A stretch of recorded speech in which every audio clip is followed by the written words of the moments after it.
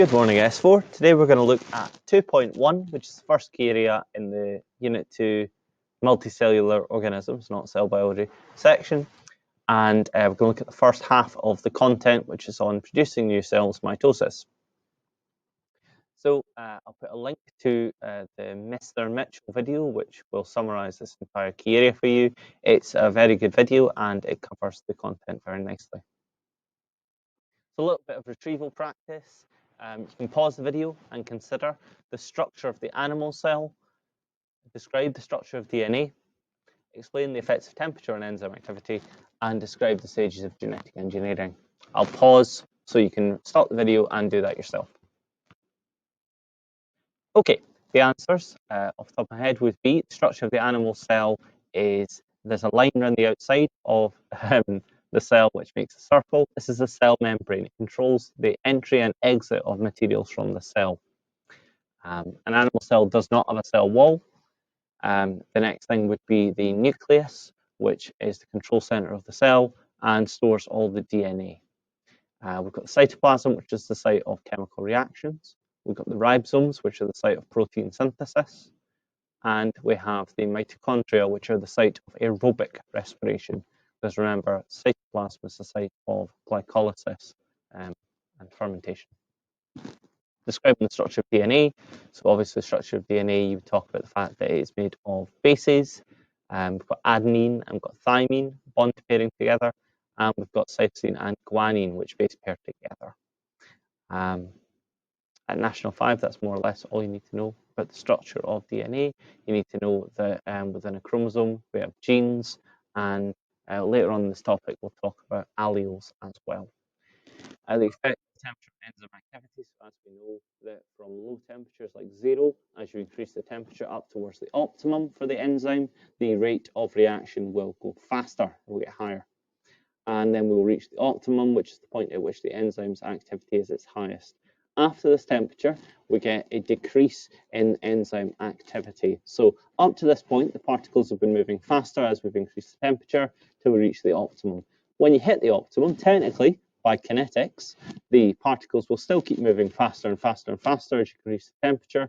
However, the enzyme will change shape through a process called denaturing, and that means that no matter if the substrate molecules are moving faster and colliding with the enzyme more, they no longer fit in the active site. So the shape of the active site has changed, so it no longer matches the shape of the substrate. And genetic engineering. You identify your required gene from your donor chromosome, often in a human, something like growth hormone or insulin.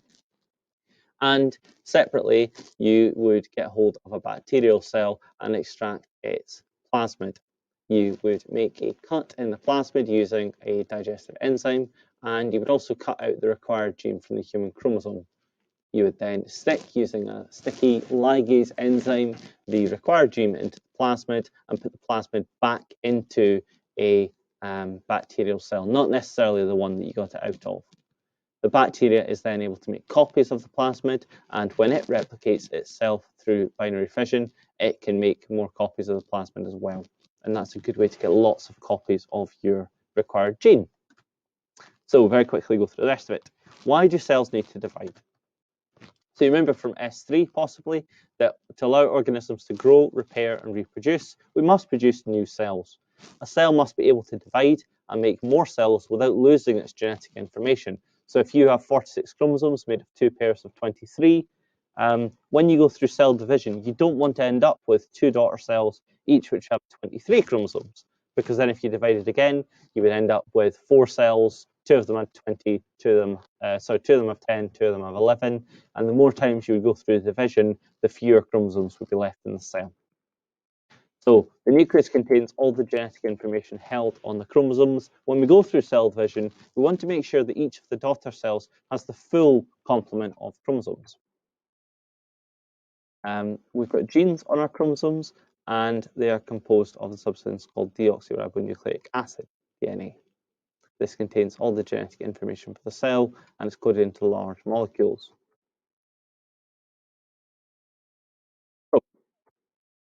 We've talked about the process of mitosis being important. Here we go. Every cell in your body starts as one cell. To grow, living organisms need to produce more cells. Through cell division, the number of cells is maintained to get the same. Cells divide by a process called mitosis.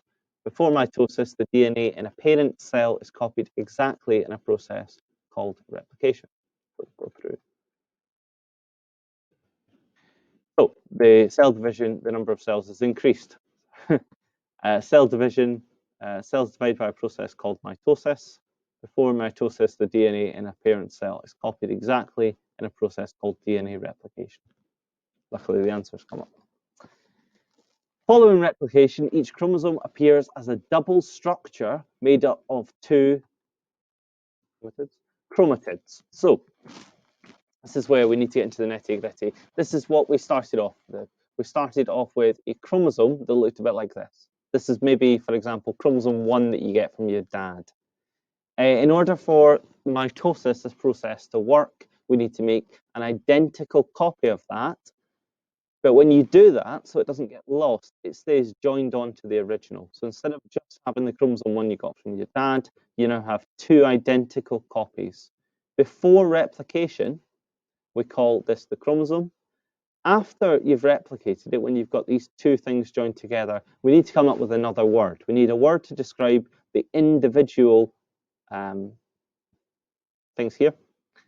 And we need a word to describe this structure as a whole. The individual copies of this initial chromosome are called chromatids. So when they're joined together in the X shape, they are two chromatids. And as a whole, that is one chromosome. So initially, before replication, that's a chromosome. After, the X shape is the chromosome, and it's made of two chromatids, so they're the replicated chromosomes. Afterwards, we'll go back to having, when they split apart again, them being called chromosomes.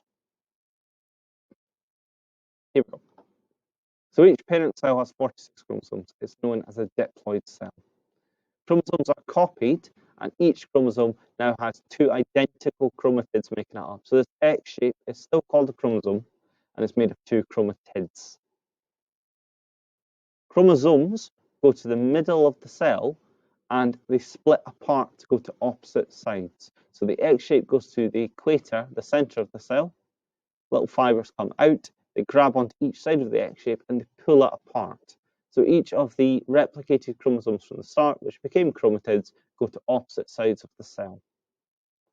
The chromosomes, having split apart, allow the cytoplasm to then split as well. And this means that the cell will form two daughter cells, each with the full complement of chromosomes that it started off with. So if you started off with 46 here, because of this replication stage, the lining up and carefully putting 46 to one side, 46 to the other, you end up from 46 having two cells with 46. Mitosis is the name for the process of the nucleus doing this. Remember, this is in the nucleus this is happening. Mitosis is not cell division. It's the process of the nucleus dividing. After mitosis, we get cell division. Okay. So the parent cell, the nucleus contains uncoiled chromosomes. There are two sets of chromosomes, one from each parent. So you've got 23 types of chromosomes, one set of 23 from your mum, one set of 23 from your dad. Because you have two sets, you get this word diploid, meaning two sets of chromosomes, two sets of 23, giving you 46. Chromosomes shorten and thicken. They coil up to become visible. Each chromosome will replicate to form two identical chromatids.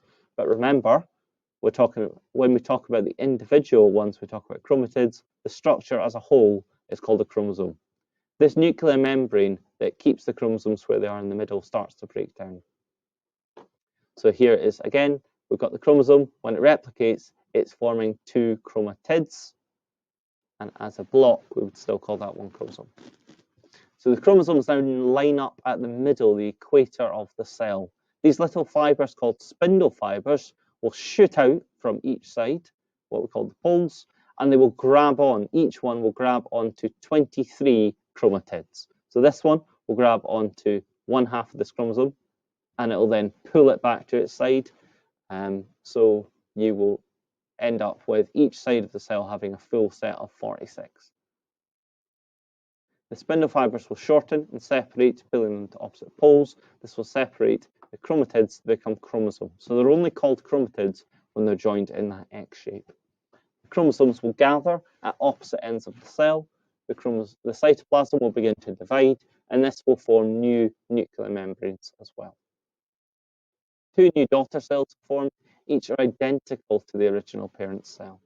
Mitosis will ensure this where the chromosomal complement, so how many chromosomes you have in your cells, so we have 46, that remains the same. And again, there's another video that's a good overview of the process of mitosis. These are just lots of pretty pictures to show the process again in different ways. So have a look at this and see if you can pause the video and put this in the right order. Okay. So this is the order. We have the chromosomes at rest, they replicate, they line up at the equator, and the spindle fibers come out and grab onto the chromatids. They pull them to opposite poles of the cell, the cytoplasm divides, and the nuclear membrane reforms. The diagram represents some of the stages of cell division. We have A, B, C, D, and E. Could you describe what is happening at stages C and stage D? Again, you can pause the video to do this. So at stage C, the spindle fibers are pulling the chromatids to opposite poles of the cell. At stage D, the nuclear membrane would reform and the cytoplasm would begin to divide. An extended response question. This is what we in biology call the essays. Describe the sequence of events in mitosis after the chromosomes coil up and become visible. So if you were to do that, you would start at number stage 2. You'd start at stage 2 if you want to flick back through the video. So have a go at doing that extended response question, and then go back and look at stages 2 through 6 and see if you were right. So here we go. The nuclear membrane breaks down. The chromatids are moved to opposite poles of the cell. So the chromosomes moved by spindle fibers and line up at the equator. Spindle fibers contract, pulling the chromatids to opposite poles of the cell. The chromosomes arrive at the poles and the nuclear membrane reforms. The cytoplasm divides and 2 cells are made. Hopefully, we can describe the stages of mitosis using the terms chromatids, equator, and spindle fibers. We can define the terms chromatids, equator, and spindle fibers as well. Mitosis is important. So the nuclei of most cells contain 2 matching sets of chromosomes, one from each parent. A cell with 2 matching sets of chromosomes, we should know, is said to be diploid. A human cell, the diploid number is 46. Mitosis allows diploid cells to replicate. This allows for growth and repair to happen. So you have got bigger since you were a baby. And if you've ever hurt yourself, you have fixed that through cell division. So replication, lining up at the equator, spindle fibers come out, pull to opposite poles of the cell, nuclear membrane reforms, and the cytoplasm splits.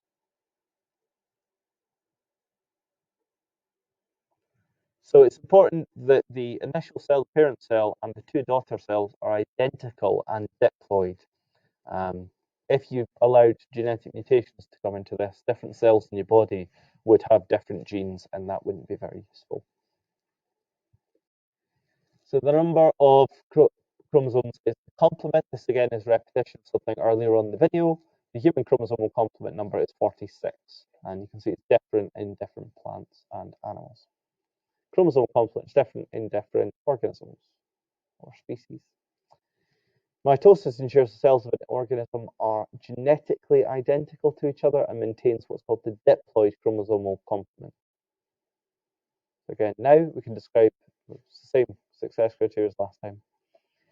We will go on in the next video to look at stem cells and the roles they play in animals. There's actually, once you look at your notes, there's not an awful lot you need to know. Really, the difficult thing is just trying to get the stages of mitosis into your head, and the more you look at it, the easier it gets. So it's just the 6 stages are really where I would concentrate on. If you're having any trouble with that, please do get in contact with me, and I am happy to help. And the Miss Mitchell video is very good.